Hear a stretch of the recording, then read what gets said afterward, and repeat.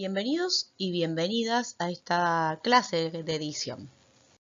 Como hemos visto, según el calendario, hoy nos tocaría la clase de edición. Haciendo un repaso, ustedes en la clase de deconstrucción vieron cómo se construye, qué características tiene el tipo de texto que se esperaba que ustedes entreguen. Luego tuvieron algunas pautas, algunos ejemplos de citación y demás para darle tips para la construcción y el diseño del propio texto. Hicieron una entrega y ahora lo que vamos a hacer es una edición conjunta. ¿Qué quiere decir edición conjunta? Quiere decir que ustedes van a tener que identificar qué cosas deben modificar de su texto. No se las voy a modificar yo, ni les voy a decir yo dónde está el punto en forma efectiva. Lo que les voy a dar como herramienta en esta clase no es la corrección de su trabajo individual, sino los tips necesarios para ajustar el binocular para que ustedes vuelvan a su trabajo e identifiquen qué cosas tienen que modificar. Entonces, como en la clase de deconstrucción trabajamos con un texto modelo, ¿sí? Ahora voy a usar de texto modelo sus entregas, distintas entregas, para ver cosas que quedaron bien resueltas, cosas que habría que mejorar y demás. ¿Con esto qué quiero decir? Si yo usé el ejemplo del estudiante 1, ¿sí? Para trabajar la introducción. Y dije que el estudiante 1 tiene que modificar una serie de cuestiones. ¿Solo el estudiante 1 tiene que modificar eso? No. Eso quiere decir que con los tips que yo hablé sobre el estudiante 1, estudiantes 2, 3, 4, 5, 6, tienen que volver a su trabajo también y fijarse, che, esto que le marcó al estudiante 1, ¿yo lo tengo bien resuelto? Voy a dar una lectura. Ay, no, mira, hice lo mismo que el estudiante 1, entonces lo voy a modificar. Si yo vuelvo a mi texto y veo que lo que el estudiante 1 tenía que modificar, yo lo tengo bien resuelto, buenísimo. Pero entonces ustedes, a partir de casos ejemplares que vamos a trabajar en esta clase, van a volver a sus trabajos y van a ver si efectivamente ustedes están bien resueltos o no. ¿Por qué reafirmo esto? Porque realmente la mayoría de las cosas que marco, todos la tienen que revisar. Hay pocos casos que no las tienen que revisar. Y todos tienen más o menos el mismo tipo de cosas que modificar.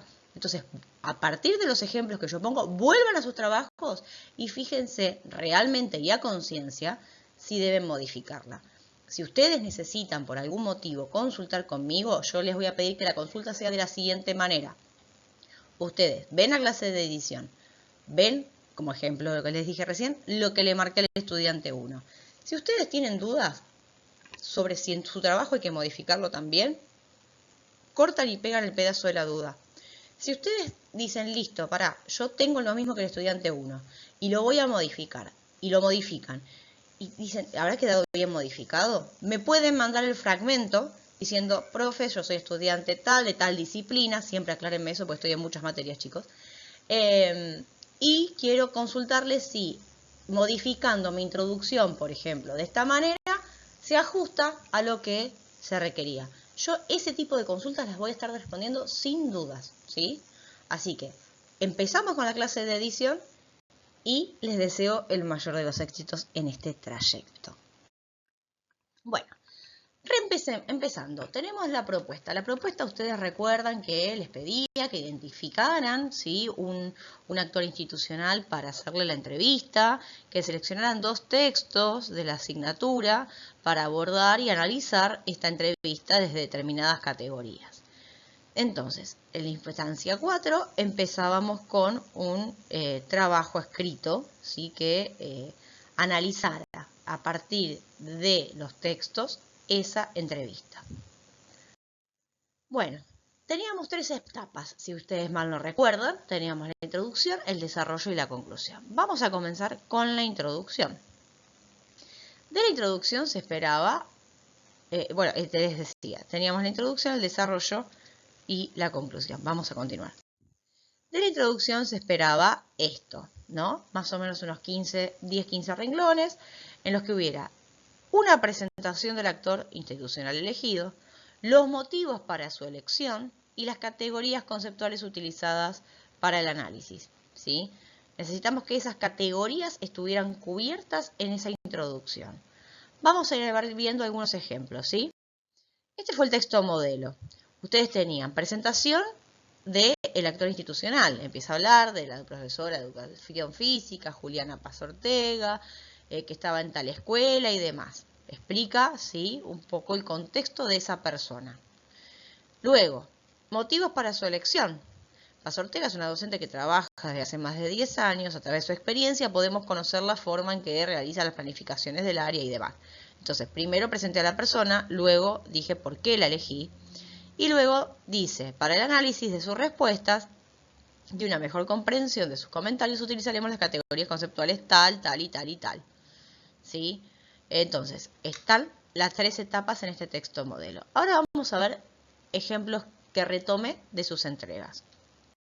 Bueno, ahora vamos a empezar a trabajar con los ejemplos. Por ejemplo, acá tienen concretamente 2 ejemplos que podríamos decir que cubrieron los aspectos esperados. Fíjense que se los puse con colores.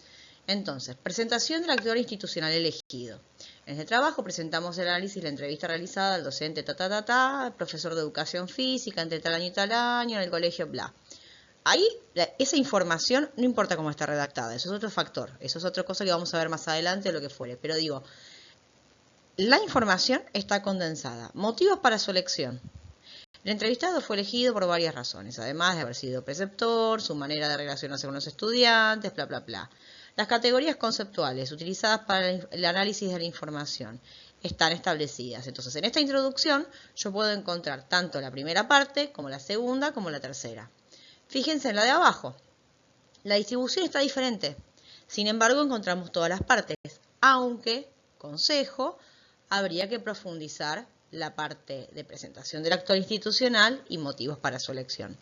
Fíjense, este trabajo presenta un estudio de caso enfocado en el rol y la visión del profesor de educación física buscando ir más allá de la actividad física para explorar su sentido profundo.